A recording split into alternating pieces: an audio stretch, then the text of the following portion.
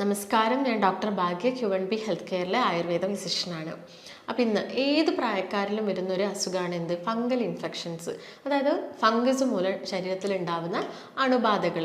അതായത് അതിനുള്ളൊരു പ്രധാന കാരണം എന്താ? നമ്മുടെ ജീവിതശൈലിയിൽ വന്ന വ്യത്യാസങ്ങളാണ്. ജീവിതശൈലിയിൽ വ്യത്യാസം വന്നതുകൊണ്ട് തന്നെ നമ്മുടെ രോഗപ്രതിരോധ ശേഷി വല്ലാതെ കുറയുന്നു. ഇങ്ങനെ രോഗപ്രതിരോധ ശേഷി കുറയുന്ന സമയത്ത് ഫംഗസുകളൊക്കെ നമ്മുടെ ശരീരത്തിൽ അനിയന്ത്രിതമായിട്ട് വളരുന്നു. നോർമലി നമ്മുടെ ശരീരത്തിനകത്തും പുറത്തും ഒരുപാട് ഫംഗസുകളുണ്ട്.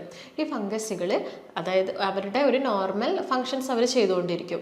അത് കൂടുതലാവുന്ന സമയത്ത് അല്ലെങ്കിൽ അവർ കൂടുതലായിട്ട് പെരുകുന്ന സമയത്താണ് ഉണ്ടാക്കുന്നത് ഇൻഫെക്ഷൻസ് ഒക്കെ നമ്മുടെ ബോഡിയിൽ ഉണ്ടാക്കുന്നത്. ഇത് ഇപ്പം നമ്മുടെ ശരീരത്തിൽ കൈകളുടെയോ കാലുകളുടെയോ മടക്കുകളിലാവാം, ഇല്ലെങ്കിൽ തലയോട്ടിയിലാവാം. അതായത് തലയോട്ടി മുതൽ നമ്മുടെ കാലിൻ്റെ നഖം വരെ എവിടെ വേണമെങ്കിലും ഫംഗസ് അണുബാധ ഉണ്ടാവാം. അപ്പോൾ ഇന്ന് നമുക്ക് എന്തൊക്കെ കാരണങ്ങൾ കൊണ്ടാണ് ഫംഗസ് ഇൻഫെക്ഷൻ ഉണ്ടാവുന്നത്, അതുപോലെ ഇത് നമുക്ക് എങ്ങനെ പ്രതിരോധിക്കാം എന്നതിനെക്കുറിച്ച് നോക്കാം. ഇത് കൂടുതലായിട്ട് അല്ലെങ്കിൽ ഇത് കോമൺ ആയിട്ട് ആരിലൊക്കെയാണ് വരുന്നതെന്ന് നമുക്ക് നോക്കാം. ചില അസുഖങ്ങൾ, അതായത് പ്രമേഹം, തൈറോയിഡ്, ഇങ്ങനെയുള്ള അസുഖമുള്ള ആളുകളിൽ അവരുടെ ഇമ്മ്യൂണിറ്റി, രോഗപ്രതിരോധ ശേഷി വളരെ കുറവായിരിക്കും. അതുപോലെ തന്നെ ഇപ്പോൾ പ്രമേഹമുള്ള പേഷ്യൻസിനെ നോക്കുകയാണെങ്കിൽ അവരുടെ രക്തത്തിൽ ഗ്ലൂക്കോസിൻ്റെ അളവ് കൂടുതലായിരിക്കും. അത് ഈ ഫംഗസുകളൊക്കെ വളരാനുള്ളൊരു ടെൻഡൻസി, ഇങ്ങനെയുള്ളൊരു സാഹചര്യത്തിൽ അവർക്ക് വളരാനുള്ളൊരു ടെൻഡൻസി കൂടുതലായിരിക്കും. അതായത് നോർമലി നമ്മുടെ ശരീരത്തിൻ്റെ ഒരു പി എച്ചിൽ വരുന്ന വ്യത്യാസം കൊണ്ടും ഫംഗസ് ഇൻഫെക്ഷൻ കൂടുതലായിട്ട് വരാം. നോർമലി ഉള്ളത് ഒരു അസിഡിക് pH ആയിരിക്കും. അപ്പം ഇതൊരു ആൽക്കലൈൻ pH ഒക്കെ ആവുന്ന സമയത്താണ് ഫംഗസുകൾ കൂടുതലായിട്ടും വളരുന്നത്. അപ്പം ഈ ഒരു കാരണം കൊണ്ട് ഫംഗസ് ഇൻഫെക്ഷൻ നമ്മുടെ ശരീരത്തിൽ ഉണ്ടാവാം. അതുപോലെ തന്നെ അമിതവണ്ണമുള്ള ആളുകളിൽ കൊഴുപ്പ്, ഫാറ്റ് സെൽസ് കൂടുതലായിരിക്കും. അതുപോലെ തന്നെ അവരിൽ ഒരു പ്രമേഹ രോഗത്തിൻ്റെ ഒക്കെ ഒരു സാധ്യത വളരെയധികം കൂടുതലായിരിക്കും. ഇങ്ങനെയുള്ള കേസിലും എന്തുണ്ടാവാം? ഫംഗസ് നമ്മുടെ ശരീരത്തിൽ അല്ലെങ്കിൽ ഫംഗസ് കൂടുതലായിട്ട് പെരുകാനുള്ളൊരു ചാൻസ് ഉണ്ട്. ഇതുമൂലം നിങ്ങൾക്ക് ഫംഗസ് ഇൻഫെക്ഷൻ വരാം. അതുപോലെ തന്നെ സ്റ്റിറോയിഡ്സ് ഒക്കെ കുറേ കാലം എടുക്കുന്ന ആളുകൾ, അല്ലെങ്കിൽ ആൻറ്റിബയോട്ടിക്സ് ഒക്കെ കുറേ കാലം എടുക്കുന്ന ആളുകളിൽ ഫംഗസ് ഇൻഫെക്ഷൻ വരാനുള്ളൊരു ചാൻസ് ഉണ്ട്. അതുപോലെ തന്നെ ചില മെഡിസിൻസിൻ്റെ ഒക്കെ സൈഡ് എഫക്റ്റ് കാരണം, അതായത് നിങ്ങളത് ലോങ് ടേം എടുക്കുന്നില്ല, കുറച്ച് കാലത്തേക്ക് മാത്രമേ എടുക്കുന്നുള്ളൂ, പക്ഷെ അതിൻ്റെ ഒരു സൈഡ് എഫക്റ്റ് മൂലം, അതായത് ഇപ്പോൾ ശ്വാസമുട്ടലിനൊക്കെ മെഡിസിൻസ് എടുക്കുന്ന ആളുകളാണെങ്കിൽ അവർക്കൊരു ലോങ് ടേം, അതായത് അത് കുറേ കാലം എടുത്തതിന് ശേഷമായിരിക്കും വരിക. പക്ഷേ ചില മെഡിസിൻസ്, ആൻറ്റിബയോട്ടിക് ഒക്കെ ഒരു ചെറിയൊരു ഷോർട്ട് പീരീഡ് സമയത്തേക്ക് എടുക്കുന്ന ആളുകളിലും ഫംഗൽ ഇൻഫെക്ഷൻ വരാനുള്ളൊരു ചാൻസ് ഉണ്ട്.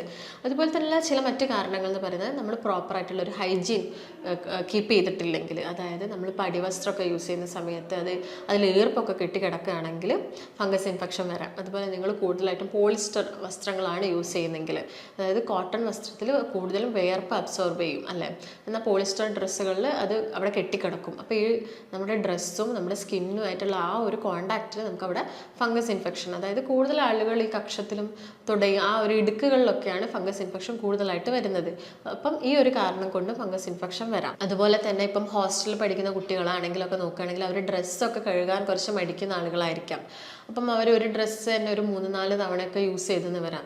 ഇങ്ങനെയുള്ള ആളുകളിലും ഫംഗസ് ഇൻഫെക്ഷൻ വരാനുള്ളൊരു ചാൻസ് ഉണ്ട്. അതുപോലെ നമ്മുടെ നോർമൽ സ്കിന്നിൻ്റെ ടോൺ നശിപ്പിക്കുന്ന എന്തെങ്കിലും ക്രീംസ് ഒക്കെ നിങ്ങൾ കൂടുതലായിട്ട് യൂസ് ചെയ്യുകയാണെങ്കിൽ, അതായത് നോർമലി യൂസ് ചെയ്യുന്ന ക്രീംസ് ഒരു കുറച്ച് എമൗണ്ടിലൊന്നും യൂസ് ചെയ്തുകൊണ്ട് വലിയ പ്രശ്നമില്ല, പക്ഷേ നിങ്ങൾ കുറേ എടുത്ത് അങ്ങ് യൂസ് ചെയ്യുന്ന സമയത്തൊക്കെ നമ്മൾ സ്കിന്നിൻ്റെ ടോണൊക്കെ ചേഞ്ച് ആവാനുള്ളൊരു കാരണമാവുന്നുണ്ട്.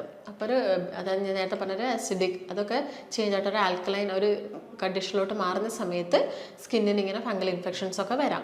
അപ്പം മെയിനായിട്ടും ഈ കാരണങ്ങൾ കൊണ്ടൊക്കെയാണ് നമ്മുടെ ശരീരത്തിൽ ഫംഗൽ ഇൻഫെക്ഷൻസ് വരുന്നത്. ഇങ്ങനെയുള്ള ആളുകൾ കോമൺ ആയിട്ട് ചെയ്യുന്ന ഒരു കാര്യമാണ് എന്ത്? ചൊറിച്ചിൽ. അവർക്ക് നല്ലൊരു ഇച്ചിങ് ഉണ്ടാവും. ഈ ഫംഗസ് ഇൻഫെക്ഷൻ ശരീരത്തിൽ വരുന്ന സമയത്ത് നമുക്ക് ആ ഒരു ഏരിയയിലൊക്കെ നന്നായിട്ട് ചൊറിയും. അപ്പോൾ നമ്മൾ എന്ത് ചെയ്യും? നമ്മുടെ നഖം ഉപയോഗിച്ച് നന്നായിട്ട് ചൊറിയും. ഈ സമയത്ത് നമ്മുടെ സ്കിന്നിനെ ഇറിറ്റേറ്റ് ചെയ്യുകയാണ് ചെയ്യുന്നത്. അതുമൂലം സ്കിന്നിൻ്റെ ഒരു അപ്പർ ലെയറൊക്കെ പൊട്ടിപ്പോവും. അല്ലെങ്കിൽ നമ്മൾ വീര്യം കൂടിയ സോപ്സൊക്കെ യൂസ് ചെയ്യും ആ ഒരു ഭാഗത്ത് നന്നായിട്ട് ശക്തിയിൽ അങ്ങോട്ട്. അങ്ങനെ ചെയ്യുന്ന സമയത്ത് നമുക്കൊരു ആശ്വാസമാണ് കിട്ടുന്നത്. ഈ ചൊറിയുന്ന സമയത്ത് നമുക്കൊരു ആശ്വാസം കിട്ടുന്നതുകൊണ്ട് തന്നെ നമ്മൾ നല്ല ശക്തിയായിട്ട് അങ്ങ് ചൊറിയും. ചില ആളുകളിൽ ആ ഒരു ഏരിയയിൽ നിന്ന് ബ്ലഡ് വരെ വരുന്നതായിട്ട് കാണും, അല്ലെങ്കിൽ പസ് പോലെയൊക്കെ വരുന്നത് കാണാറുണ്ട്. അപ്പോൾ ഇങ്ങനെ ചൊറിയുന്ന സമയത്ത് സ്കിന്നിൻ്റെ ലെയർ നശിക്കുകയും ഇതിലൂടെ ഫംഗസിൻ്റെ മൈസീലിയം നമ്മുടെ സ്കിന്നിൽ ഉള്ളിലോട്ട് കയറുകയും സെല്ലിൽ നിന്നും അവർ എന്ത് അബ്സോർബ് ചെയ്യും? ന്യൂട്രിയൻസ് അബ്സോർബ് ചെയ്യും. അതുമൂലം അവർ വളരും. അവർക്ക് വളരാൻ, അതായത് അവരുടെ ഗ്രോത്തിന് വേണ്ടിയിട്ടുള്ള ഭക്ഷണങ്ങൾ അവർ നമ്മുടെ ശരീരത്തിനുള്ളിൽ നിന്ന് അബ്സോർബ് ചെയ്തിട്ട് അവിടെ തന്നെ കൂടുതലായിട്ടും വളരുകയും നമ്മുടെ ഇമ്മ്യൂണിറ്റി, രോഗപ്രതിരോധ ശേഷി കുറയ്ക്കുകയും ചെയ്യുന്നു. അതുമൂലം എന്താവും? അവരുടെ വളർച്ച കൂടി വരുന്നു. ഇതങ്ങനെ സ്പ്രെഡ് ആവാൻ തുടങ്ങും. നമ്മളിപ്പോൾ നഖം ഒരു സൈഡ് ചൊറിഞ്ഞിട്ട് ആ നഖം ചിലപ്പോൾ നമ്മൾ ആ സമയത്ത് കഴുകിയെന്ന് വരില്ല, കൈ കഴുകിയെന്ന് വരില്ല. അപ്പോൾ നമ്മൾ വേറെ ഏതെങ്കിലും ഒരു ഭാഗത്ത് പോയിട്ട് ആ നഖം തട്ടുകയോ ചൊറിയോ ചെയ്യുന്ന സമയത്ത് അവിടേക്കും അത് വരാനുള്ളൊരു ചാൻസ് ഉണ്ട്. അതുപോലെ തന്നെയാണ് ഡയബറ്റിക് ഉള്ള പേഷ്യൻസിൻ്റെ കേസ് നോക്കുകയാണെങ്കിൽ അവർക്കൊരു പ്രീ ഡയബറ്റിക് സ്റ്റേജിൽ, അതായത് ഗ്ലൂക്കോസ് രക്തത്തിൽ കൂടുന്ന ആ ഒരു പ്രീ ഡയബറ്റിക് ആയിട്ട്, അത് നോർമലി ഒരു 1 ടൺ മുകളിലൊക്കെ നമ്മൾ ഡയബറ്റിക് ആണെന്ന് പറയും. അതിൻ്റെ ഒരു താഴത്തൊരു ബോർഡർ ലൈനിലൊക്കെ വരുന്ന സമയത്ത് തന്നെ അവരുടെ രോഗപ്രതിരോധ ശേഷി കുറയാനുള്ളൊരു ചാൻസ് ഉണ്ട്. ഒട്ടുമിക്ക ആളുകളിലും ഒബീസ് ആയിരിക്കും, ചിലപ്പം ആളുകളൊക്കെ അമിത ഭാരമുള്ള ആളുകളായിരിക്കാം. ഇങ്ങനെയുള്ള ആളുകളിലൊക്കെ ഈ ഫംഗൽ ഇൻഫെക്ഷൻസ് ഇടയ്ക്കിടയ്ക്ക് തന്നെ വരും. അവരുടെ രോഗപ്രതിരോധ ശേഷി കുറയും. രക്തത്തിലൊക്കെ ഈ ഗ്ലൂക്കോസിൻ്റെ ഒരു അളവുള്ളത് കൊണ്ട് തന്നെ അവർക്ക് എന്തായിരിക്കാം ഫംഗൽ ഇൻഫെക്ഷൻസ് വരാനുള്ളൊരു ചാൻസ് കൂടുതലാണ്. അതുപോലെ തന്നെ ഞാൻ പറഞ്ഞു, നമ്മുടെ ശരീരത്തിൽ ബാക്ടീരിയാസ് വേണം, ഫംഗസ് വേണം, വൈറസൊക്കെ നോർമൽ എമൗണ്ടിലാണെങ്കിലും ഒരു പ്രശ്നം ഉണ്ടാക്കുന്നില്ല. അപ്പം ഈ ബാക്ടീരിയാസ് നമ്മുടെ ശരീരത്തിൽ പ്രോപ്പറായിട്ടല്ലെങ്കിൽ എന്തുണ്ടാവാം, അതായത് നിങ്ങളുടെ ഗട്ട് ഹെൽത്ത് പ്രോപ്പറായിട്ടില്ലെങ്കിൽ, നിങ്ങൾ ഈ പ്രോബയോട്ടിക്സും പ്രീബയോട്ടിക്സും ഒന്നും പ്രോപ്പറായിട്ട് എടുക്കുന്ന ആളുകളല്ലെങ്കിൽ നിങ്ങൾക്ക് ഇങ്ങനെ ഫംഗസ് ഇൻഫെക്ഷനൊക്കെ ഇടയ്ക്കിടയ്ക്ക് ഉണ്ടാവാം. ഈ ബാക്ടീരിയാസൊക്കെ ഉണ്ടെങ്കിൽ നമ്മുടെ ശരീരത്തിലുള്ള ഇൻഫ്ലമേഷൻസ് കുറയ്ക്കുകയാണ് ചെയ്യുന്നത്, അല്ലെങ്കിൽ ഇൻഫെക്ഷൻസ് കുറയ്ക്കുകയാണ് ചെയ്യുന്നത്. അപ്പോൾ ആ ഒരു ഹെൽത്ത് നോർമലാക്കി അതിൻ്റെ ഒരു നോർമൽസ് നിങ്ങൾ കീപ്പ് ചെയ്ത് പോവുകയാണെങ്കിൽ, ഭക്ഷണത്തിലൂടെയൊക്കെ നിങ്ങളത് മെയിൻറ്റെയിൻ ചെയ്ത് പോവുകയാണെങ്കിലും ഇങ്ങനെയുള്ള അസുഖങ്ങളൊക്കെ നിങ്ങൾക്ക് വളരെയധികം, അങ്ങനെ തന്നെ വളരെ കുറച്ച് മാത്രമേ പിടിപെടുള്ളൂ. അപ്പോൾ നമ്മൾ അതൊക്കെ ശ്രദ്ധിക്കേണ്ടതുണ്ട്.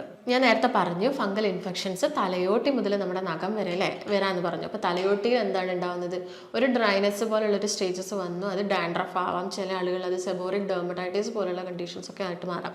ഇതൊക്കെ ഫംഗസ് ആണ് ഇതൊക്കെ മെയിനായിട്ടും കോസ് ചെയ്യുന്നത്. അപ്പോൾ തലയിൽ മെയിനായിട്ടും ഈ ഒരു ഡാൻഡ്രഫ് രൂപത്തിലൊക്കെ ആയിരിക്കാം ഫംഗസിൻ്റെ ഇൻഫെക്ഷൻ ഉണ്ടാകുന്നത്. എങ്കിൽ നമ്മുടെ അത് മൂക്കിൽ നോക്കുകയാണെങ്കിൽ സൈനസൈറ്റിസ് ഒട്ടുമിക്ക ആളുകളിലുള്ളൊരു കംപ്ലൈൻ്റ് ആണ് സൈനസൈറ്റിസ്.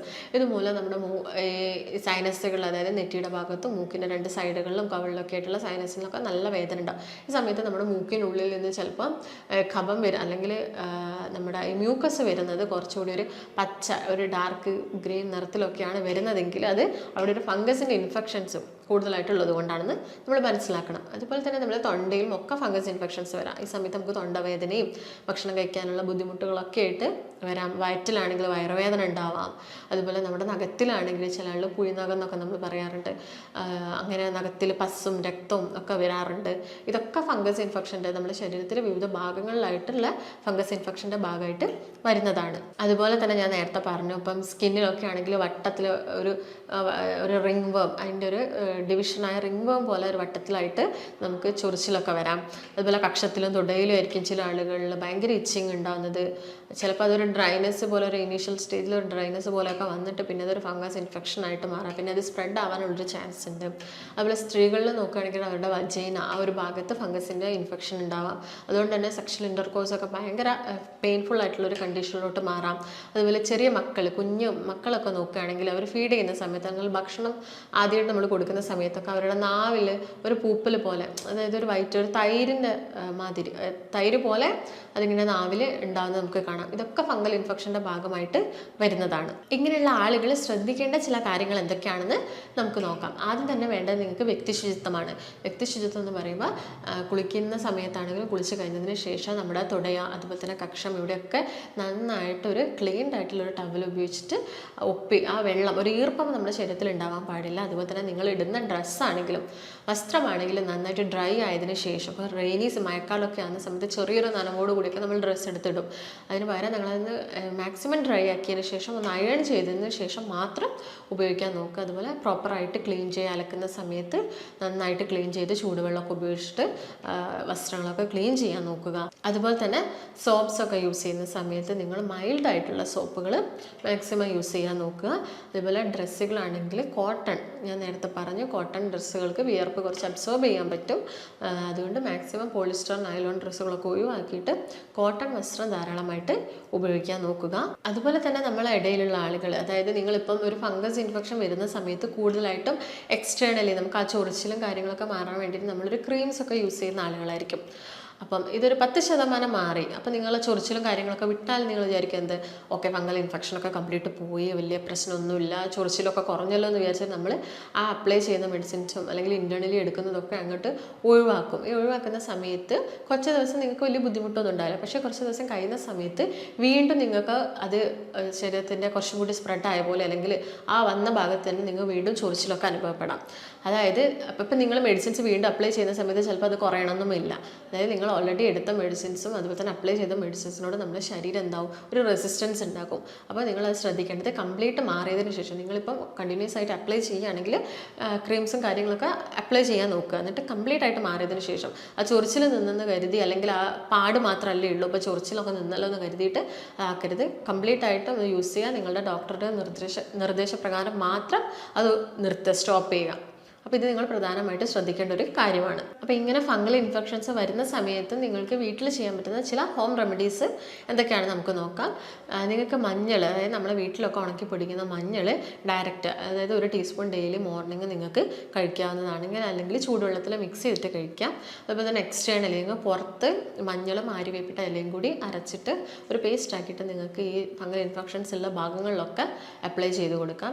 അല്ലെങ്കിൽ നമ്മൾ വെർജിൻ കോക്കനട്ട് ഓയിൽ, അതായത് തേങ്ങാപ്പാൽ ആ വെളിച്ചെണ്ണയിൽ കുറച്ച് മഞ്ഞൾ മിക്സ് ചെയ്തിട്ട് ഈ ഇച്ചിങ്ങുള്ള ഭാഗത്ത് അപ്ലൈ ചെയ്ത് കൊടുക്കാം. അതുപോലെ തന്നെ നിങ്ങൾക്ക് വെളുത്തുള്ളിയുടെ നീരെടുത്തിട്ട് വെർജിൻ കോക്കനട്ട് ഓയിൽ മിക്സ് ചെയ്തിട്ട് നിങ്ങൾക്ക് ഇങ്ങനെ ചൊറിച്ചിലും ഫംഗൽ ഇൻഫെക്ഷൻസിൻ്റെ ബാധയൊക്കെയുള്ള സ്ഥലത്ത് എക്സ്റ്റേണലി അപ്ലൈ ചെയ്ത് കൊടുക്കാം. അതോടൊപ്പം തന്നെ ഡ്രൈ സ്കിൻ ആണെങ്കിൽ നിങ്ങൾക്ക് അലോവേരയും മഞ്ഞളും കൂടി മിക്സ് ചെയ്തിട്ട് ആ ഭാഗങ്ങളിലൊക്കെ അപ്ലൈ ചെയ്ത് കൊടുക്കാം.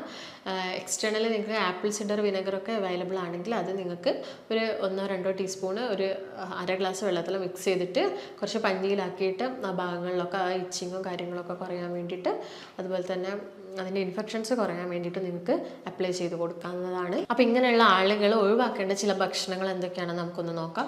കൂടുതലായിട്ടും കാർബണേറ്റഡ് ഡ്രിങ്ക്സ് എപ്പോഴും പറയുന്നതാണ്.